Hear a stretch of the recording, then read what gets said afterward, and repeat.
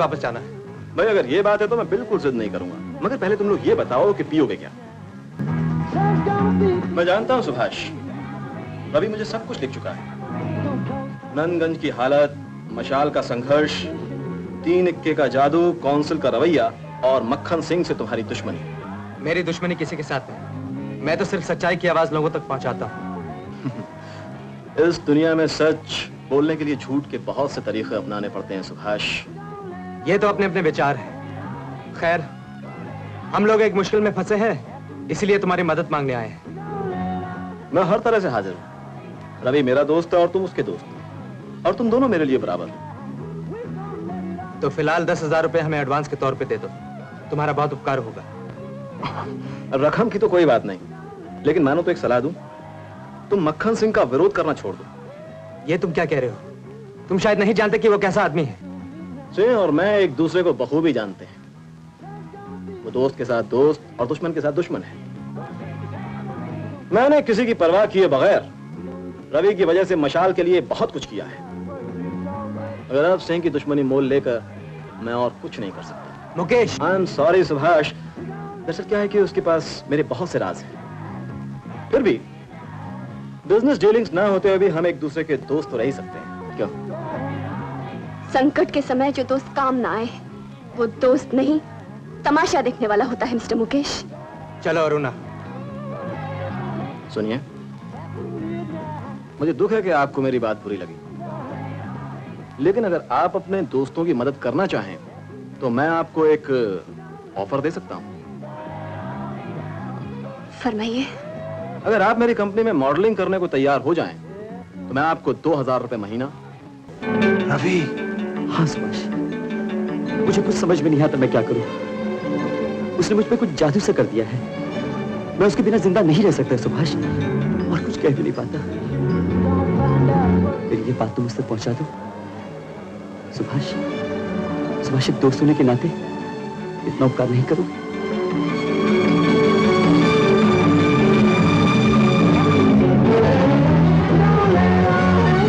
हमारे इस दोस्त ने हमें मदद देने से इनकार कर दिया है और कहते हैं सिंह का विरोध करना बंद कर दो। मुकेश, हम तुम्हारे पास बड़ी आशा से आए थे, लेकिन तुमने हमारी भावना को कुचल डाला। ना सिर्फ दोस्ती को बल्कि इंसानियत को ठुकरा दिया तुमने। शराब खाने में उपदेश और बिजनेस में दया की आशा करना बेवकूफों का काम होता है। रवि, चुप रहो। सुभाष, चलो ना, चलो।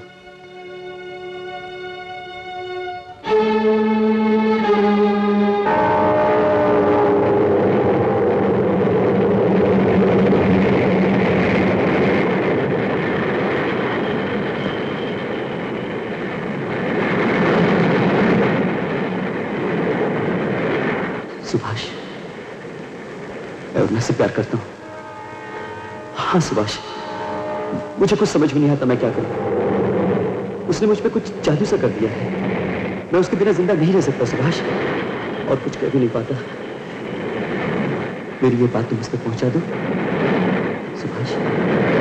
सुभाष, एक दोस्त होने के नाते इतना उपकार नहीं करो।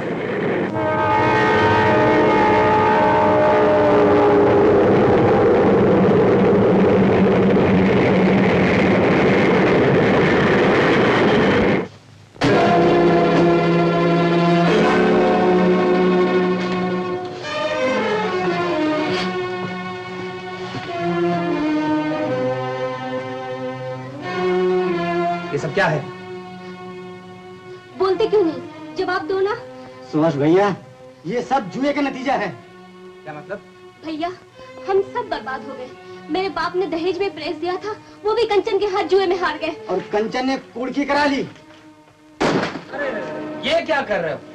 इस बेचारे ने 10-10 पैसे के अखबार बेच के ये सब इकट्ठा किया, और तुम इतनी बेरहमी से इसे फेंक रहे हो। सीसा, चिल्ला मत सुभाष।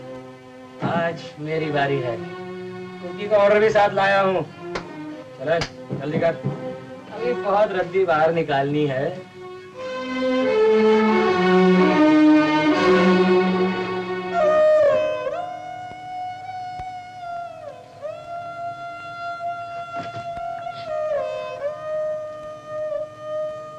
ये तुमने क्या किया ढूंढू दादा? सच, अगर तुम्हारे इतने एहसान न होते मुझ पे, मैं आज तुम्हारा गला दबा देता।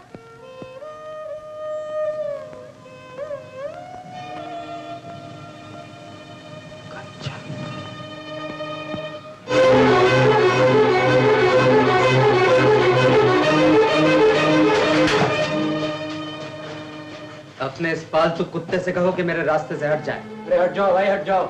इसे अपनी चप्पल और चिटाई तो ले जाने दो।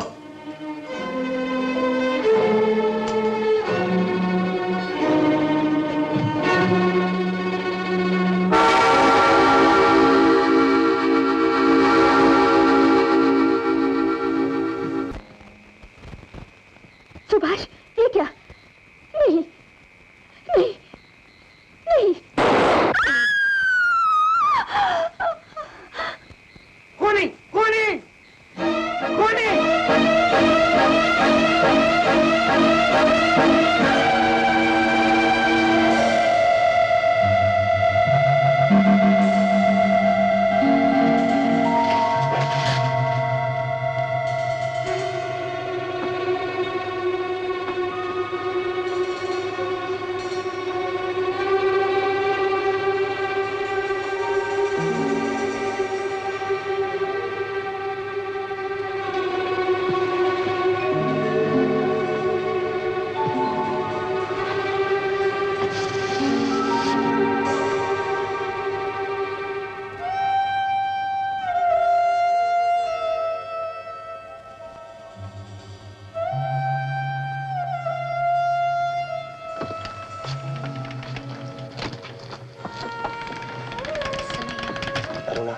समय अचानक बड़ी तेजी से घूम गया है।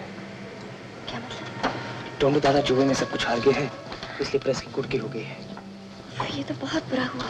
लेकिन सबसे बुरा तो ये हुआ कि झील के किनारे 3 एकड़ के नए मुकाम पर कंचन का खून हो गया। क्या? पिस्टल कहाँ है? मेरे पास ये रही। मुझे दो। लेकिन क्यों? मैं इसे अपने पास रखूंगी। कहीं पुलिस को मिल गई तो सर्वनाश हो जाएगा। अरुणा, मेरी समझ में नहीं आता ये सब हुआ कैसे।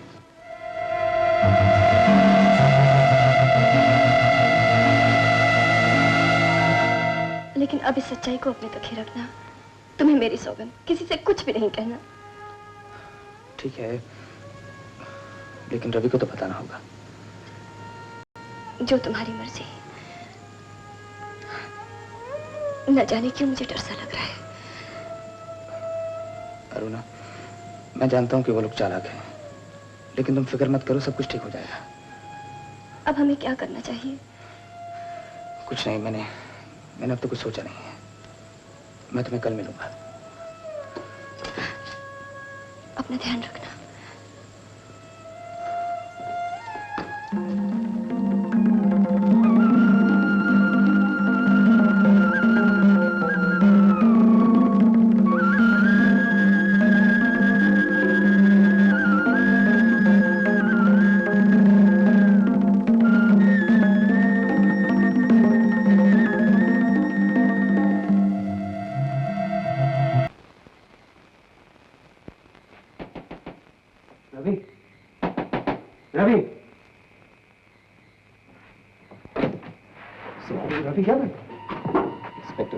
सुभाष, मैं तुम्हें कंचन देवी के खून के इल्जाम में गिरफ्तार करता हूँ। कंचन देवी का खून? ये आप क्या कह रहे हैं? सुभाष ऐसा नहीं कर सकता। ये रवि, ये सब गलत है, झूठ है। इंस्पेक्टर, तुम्हें जो कुछ भी कहना है अदालत में जाकर कहना। हवलदार, हथकड़ी लगा दो। चलो।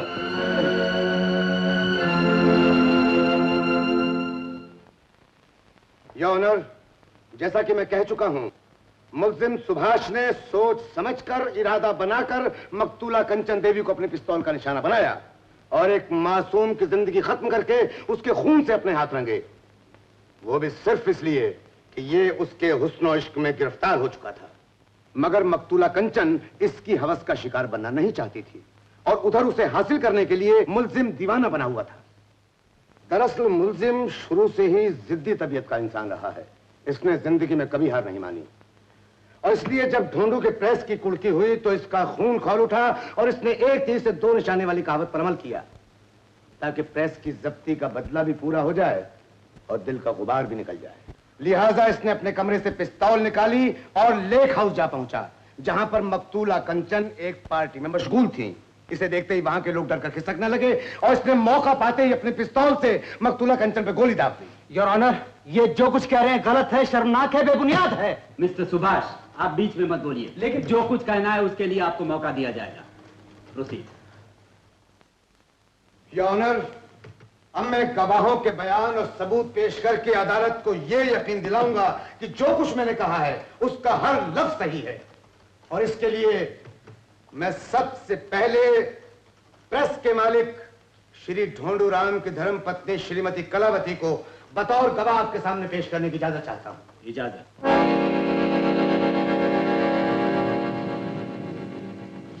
सुनो, सुभाष के खिलाफ कुछ मत बोलना। तुमको मेरे स्वर्गीय ससुर जी की कसम है। हाय राम, ससुर जी के बहाने मेरे पिताजी की कसम दिला दी। ठीक है, मैं झूठ बोल दूंगी। कहिए कि मैं इस गीता पर हाथ रखकर कसम खाती हूँ कि जो कुछ कहूंगी सच कहूंगी, सच के सिवा कुछ नहीं कहूंगी।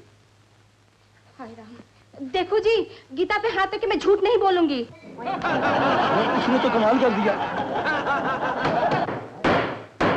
तो सच कहिए, जिस दिन आपके प्रेस में कुड़की आई उस दिन आपने सुभाष को किस हालत में देखा? वो हमारी बर्बादी देखकर बौखला उठे और बहुत गुस्से हुए और दुखी भी। उसके बाद इसने क्या किया? वो अपने कमरे में गए, वहां से पिस्तौल निकालकर जाने लगे। जो आप लोगों ने देखा? हाँ हाँ, मेरे पति ने उन्हें रोका भी, लेकिन वे बोले जिसने तुम्हें बर्बाद किया, नंदगंज के लोगों को शराबी और जुआरी बनाया, आज मैं उसे जान से मार डालूंगा। That's all, Your Honor. Shrimati Kalavati, पिस्तौल लेकर जाते वक्त सुभाष ने सिर्फ इतना ही कहा था ना कि वो उसे जान से मार डालेगा? किसी का नाम तो नहीं लिया था? हाँ हाँ, नाम लिया था ना, कंचन।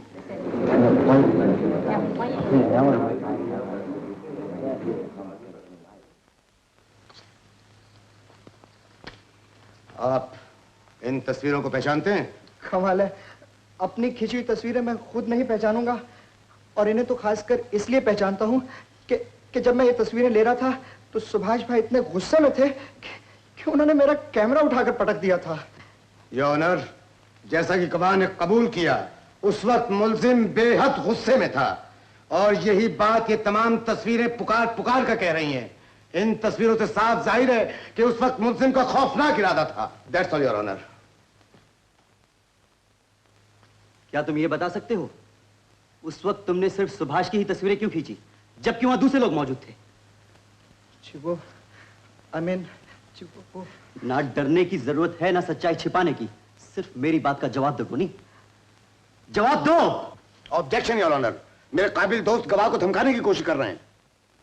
Objection overruled. Thank you honour.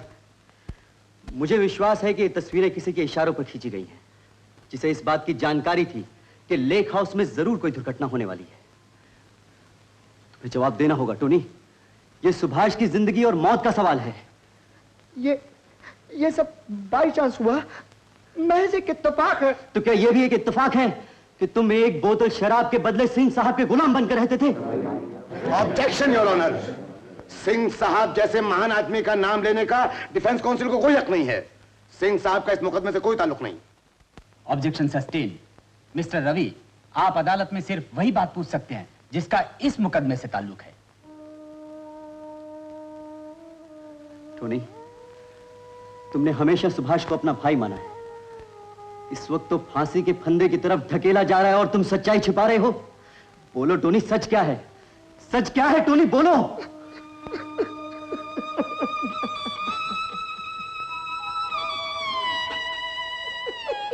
Your honour, मैं टोनी पास्कल को फिर से बुलाने का अधिकार रखते हुए इसे रिलीव करता हूं। जा सकते हो टोनी।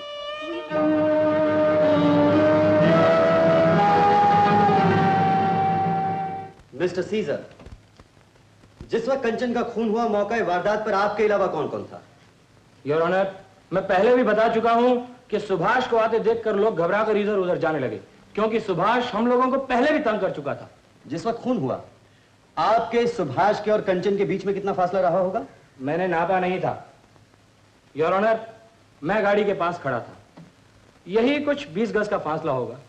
जब लोग घबरा कर इधर उधर होने लगे तो मेरी नजर सुभाष पर पड़ी और मैंने उसकी सूरत को देखकर अंदाजा लगा लिया कि वो कुछ हरकत करने वाला है। जब मैं उसकी तरफ बढ़ा तो मैंने गोली की आवाज सुनी और देखा कि पिस्तौल सुभाष के हाथ में थी और मैडम खून में डूबी तड़प रही थी। आपने उसी वक्त सुभाष को पिस्तौल के साथ पकड़ा क्यों नहीं? क्योंकि वो अंधेरे में भागकर गायब हो चुका था और मैडम को उस हालत में छोड़कर मैं नहीं जा सकता था। चश्मदीद गवाह सीजर ने बल्कि दूसरे गवाहों ने भी अदालत के सामने ये कबूल किया है कि वारदात की रात को आप पिस्तौल लेकर ये कहते हुए लेक हाउस गए कि मैं वहां कंचन का खून कर दूंगा। मैंने पिस्तौल ले जाते वक्त ये जरूर कहा था, लेकिन लेक हाउस पहुंचने के बाद मेरा विचार बदल गया था। मेरा क्रोध शांत हो गया था और मैंने सोचा कि मैं कंचन को सिर्फ डरा धमका कर नंदगंज छोड़ने पर मजबूर कर दूंगा। आपने अपना विचार फिर बदल दिया और आपने नहीं, मैंने अपना विचार नहीं बदला, बल्कि वक्त बदल गया। जब मैं कंचन से बात करने जा ही रहा था कि अचानक मुझे गोली की आवाज सुनाई दी और कंचन चिल्लाकर गिर पड़ी। मैं उसे संभालने के लिए आगे बढ़ा, लेकिन मैंने देखा कि सीजर खूनी खूनी कहता हुआ मेरी तरफ बढ़ा आ रहा था। मैं अंधेरे में छिपकर वहां से भाग गया। जब मैं रवि के यहाँ पहुंचा तो पुलिस वहां पहले से मौजूद थी और मुझे गिरफ्तार कर लिया। आपकी इस कहानी पर यकीन करना या न करना अदालत के हाथ में है। मैं आपसे आखिरी सवाल पूछता हूं, जिससे कंचन का खून हुआ वो पिस्तौल का है?